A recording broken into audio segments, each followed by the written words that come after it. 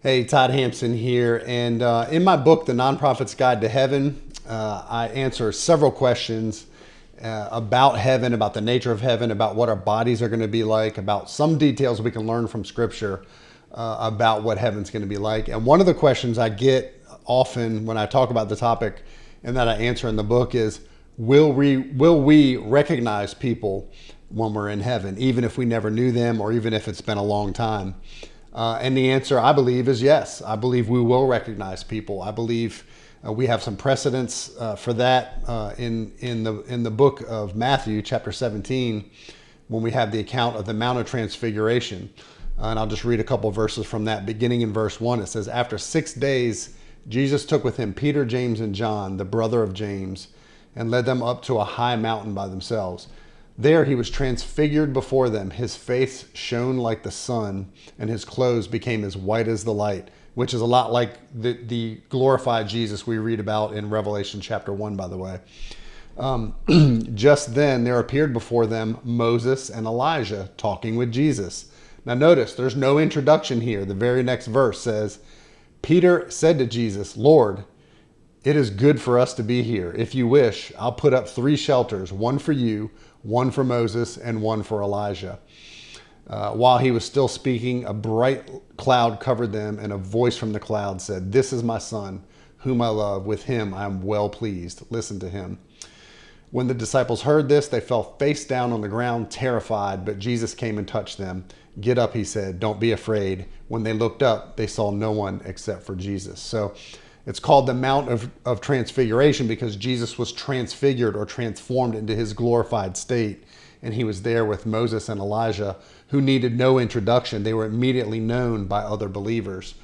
We read about, part of the beauty of the rapture that we read about in 1 Thessalonians 2 is that we'll be reunited with believers that have gone before us.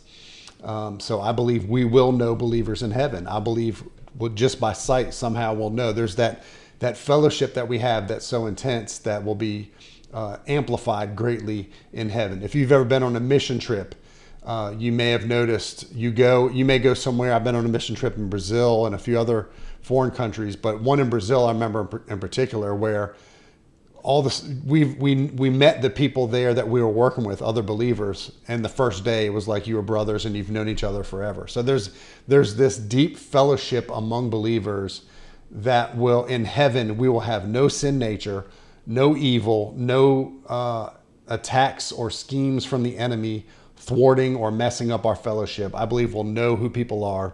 I believe we'll see Peter, we'll see Joseph, we'll see Job, we'll see Adam. Look for Adam. He's the guy with no belly button, by the way. I'm just kidding. I don't know if he has one or not, but we will know people in heaven when we see them. And I unpack this further in the book with a lot of other questions, practical questions, but also real questions, comparing Christianity, the view of heaven in the afterlife with other worldviews and other cults and religions, kind of what they teach. Also, I cover everything in that book from the rapture to the Bema Seat to the millennial kingdom to the recreation of the heavens and the earth and the new heavens and the new earth and the new Jerusalem. I mean, this book is jam-packed, and of course I present the gospel in it as well. So, but anyway, I wanted to highlight that question. It was in a survey we put out a little while ago, kind of a little quiz that people could take. That question was on there, and some people got it right, some people got it wrong.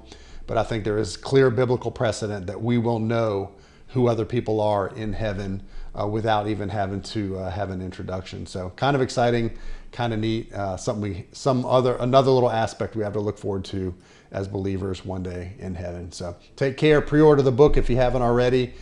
Check it out, or if this is after it's already on sale and you're watching this, go ahead and pick it up. I think it's a relevant book. I think it's great for non-believers because it presents the gospel and answers the questions about how do we know there's a God? How do we know heaven's real? And it kind of answers all that stuff for them as well. But anyway, that's another question. I'm doing 10 of these. That's number 3. So stay tuned for 7 more, and I'll talk to you soon.